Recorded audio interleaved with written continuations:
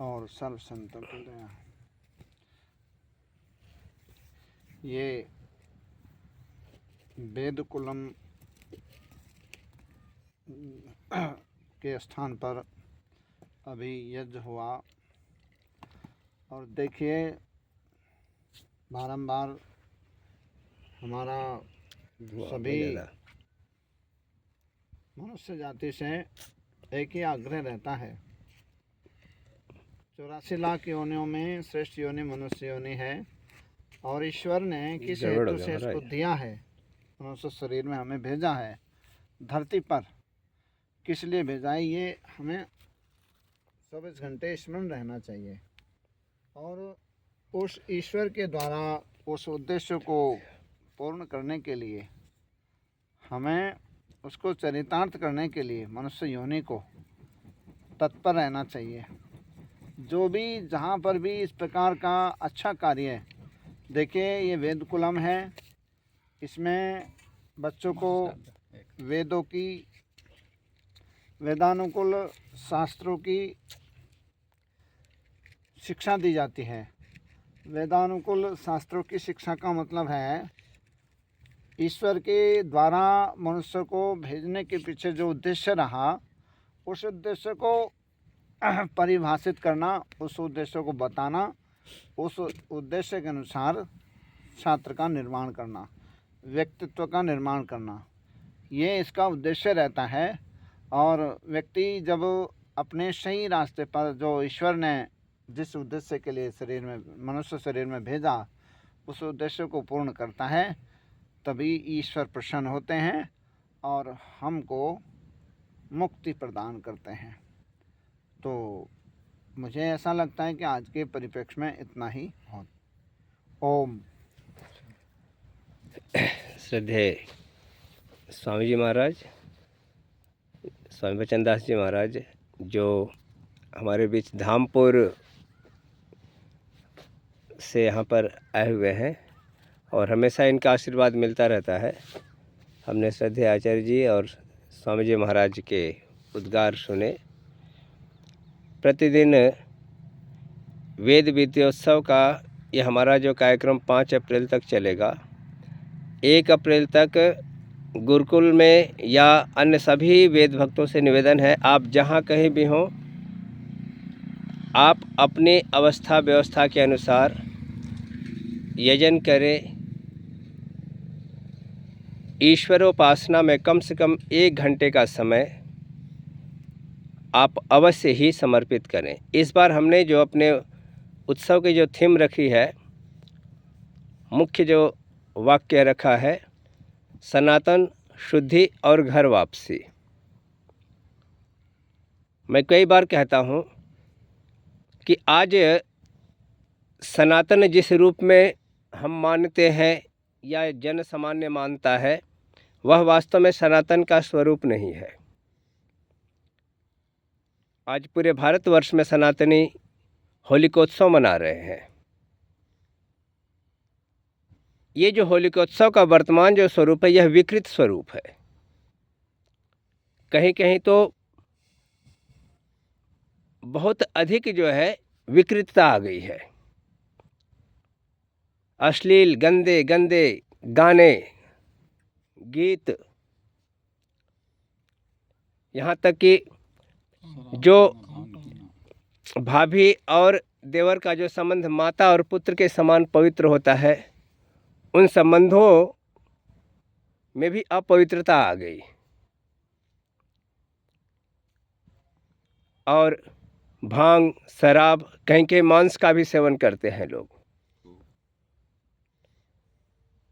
तो यह वैदिक स्वरूप तो है नहीं। हमारा पर्व ऐसा होता था विशुद्ध रूप में, जो सबके लिए हितकारी था, प्रकृति के लिए हितकारी था, जंतु मात्र के, प्राणी मात्र के लिए, वनस्पति, पूरे सृष्टि जगत के लिए हितकारी था। आज जिस तरह से हम मनाते हैं, जो केमिकल जो है, कृत्रिम रसायन युक्त रंगों का प्रयोग करते हैं, कोई जा रहा है ज़बरदस्ती उसके ऊपर रंग डालते हैं, तो यह हमारी प्रक्रिया नहीं है। इसलिए सनातन की शुद्धि या सनातन के शुद्ध स्वरूप को जानना बहुत आवश्यक है। और इसके लिए क्या है? इसके लिए जो मेरी समझ कहती है, मेरी बुद्धि कहती है, एक पुस्तक महर्षि दयानंद ने लिखी है, सत्यार्थ प्रकाश। वैदिक फिलॉसफी को व्यवहारिक रूप से हम किस प्रकार समझ पाएंगे अपने जीवन के स्तरों में, जीवन के जो उद्देश्यों को लेकर के, सत्यार्थ प्रकाश में 10 समुल्लास के माध्यम से महर्षि ने हमको स्पष्ट किया है।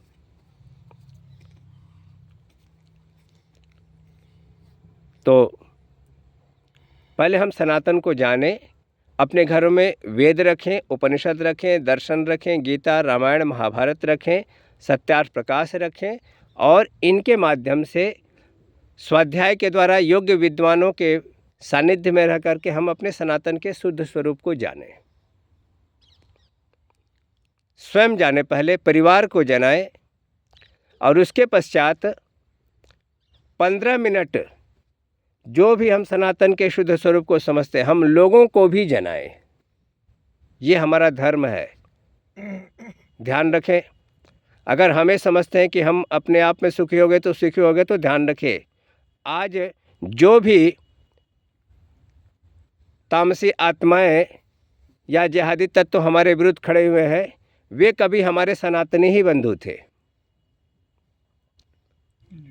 कम से कम भारतीय उपमहाद्वीप के तो सबके डीएनए सनातनी है।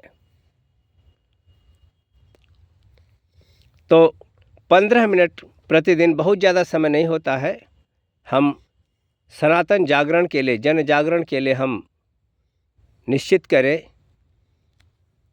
और तीसरा जो हमने एक उद्देश्य इस बार हमने निश्चित किया है कि प्रत्येक सनातनी कम से कम 5 सत्यार्थ प्रकाश और 5 संस्कार विधि। संस्कार विधि वो पुस्तक है जो मानव निर्माण का पूरा तरह से एक आपको जो है उसमें पूरी विधि है। और ये विशेष करके माताओं को, बहनों को अवश्य पढ़नी चाहिए, बेटियों को अवश्य ही पढ़ानी चाहिए। ये उद्देश्य हमने इस बार रखे हैं। और उसके पश्चात अगर हम सनातन के शुद्ध स्वरूप में हम समझ गए और व्यवहार करने लगे, और वेद आदि सत्य शास्त्रों का, सत्यार्थ प्रकाश, संस्कार विधि आदि ग्रंथों के माध्यम से हम अपने जीवन को चलाने लगे, संस्कारित करने लगे,